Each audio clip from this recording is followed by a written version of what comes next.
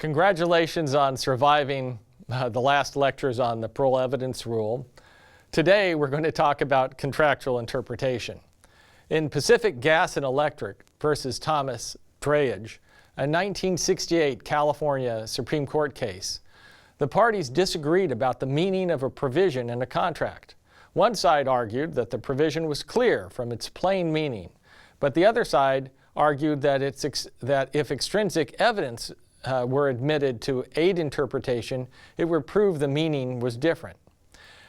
Defendant Thomas agreed to replace part of Pacific's turbine, quote, at its own risk and expense.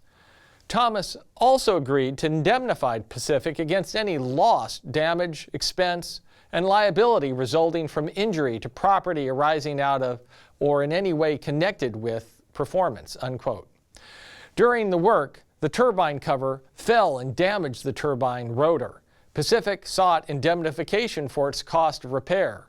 Thomas claimed that the contract only covered damages to third-party property and sought to introduce evidence to prove this interpretation. The trial court excluded defendant's parole evidence and found for the plaintiff. The instant court reversed. So, should the trial court have allowed defendant's parole evidence to be admitted for the purpose of establishing the party's intent?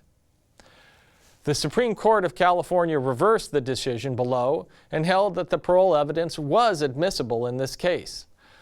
The trial court conceded that the provision contained, quote, the classic language of a third-party indemnity provision, unquote, but nevertheless concluded that the plain language of the provision, which indemnified Pacific against injury to property without explicitly limiting the clause to third-party property, required the defendant to compensate Pacific for damage to Pacific's property.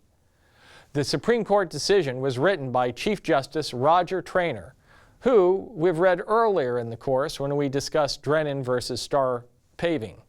Justice Traynor's decision in Pacific Gas held that the trial court used the wrong test. It wrote, quote, the test of admissibility of extrinsic evidence to explain the meaning of a written instrument is not whether it appears to the court to be plain and unambiguous on its face, but whether the offered evidence is relevant to prove a meaning to which the language of the instrument is reasonably susceptible, unquote. The court then held that the indemnification clause was reasonably susceptible to the meaning offered by the defendant. Accordingly, the court held that the evidence of that meaning offered by the defendant was admissible and reversed the trial court's judgment. After the decision, is the defendant in Pacific Gas free from liability for damaging Pacific's turbine rotor? Not necessarily. The court held that the defendant was able to introduce parole evidence that the clause was only meant to indemnify damage to third-party property because the clause was reasonably susceptible to this meaning. If on remand the evidence is unconvincing, the defendant may still lose the case. Judge Traynor in Pacific Gas would have the trial judge hold a preliminary hearing to examine the proffered evidence, whether it be course of performance, a prior course of dealing, trade usage, or other circumstances, to determine whether the language of the contract is reasonably susceptible to the meaning claimed to be supported by the evidence.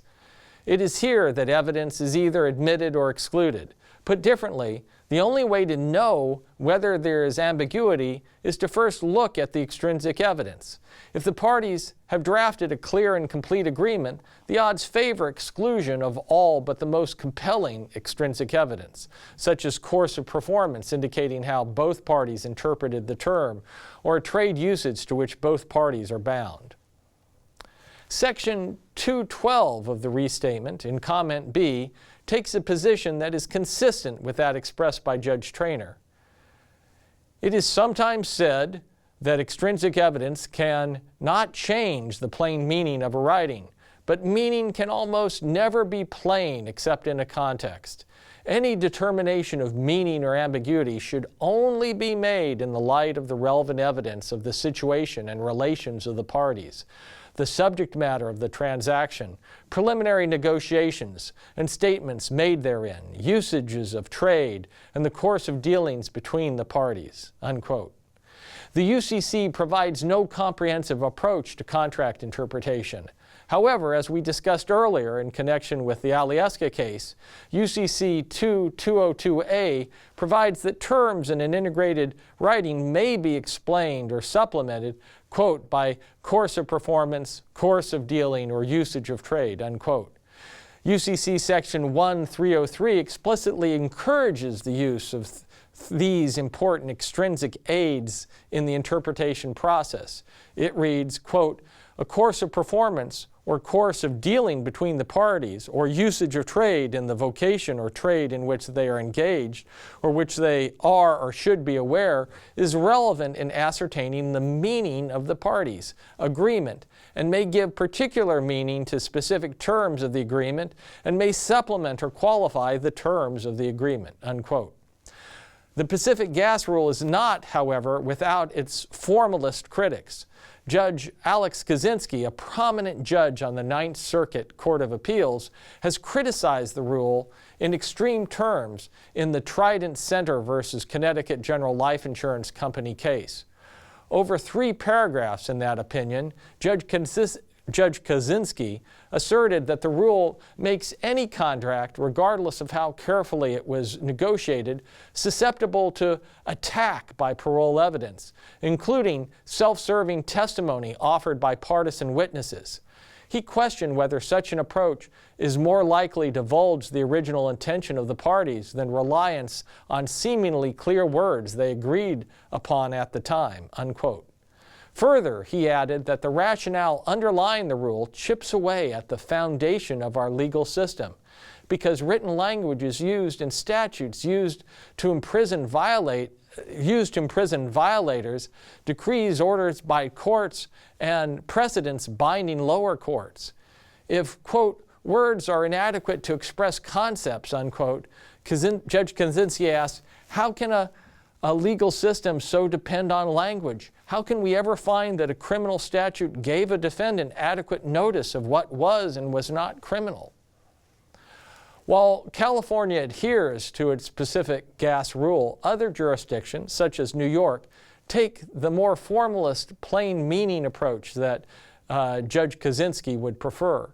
In a 1990 opinion, New York's highest court wrote, quote, "A familiar and eminently sensible proposition of law is that when parties set down their agreement in a clear, complete document, their writing should, as a rule, be enforced according to its terms. It's well settled that extrinsic and parole evidence is not admissible to create an ambiguity in a written agreement which is complete and clear and unambiguous upon its face," unquote. Let's recap. Today we talked about contractual interpretation. In many jurisdictions, extrinsic evidence may only be introduced to clarify ambiguous language in a contract. Other jurisdictions, such as California, take a looser approach. In California, even if a contract appears unambiguous on its face, parties may introduce evidence to prove a meaning if the language of the contract is reasonably susceptible to that meaning.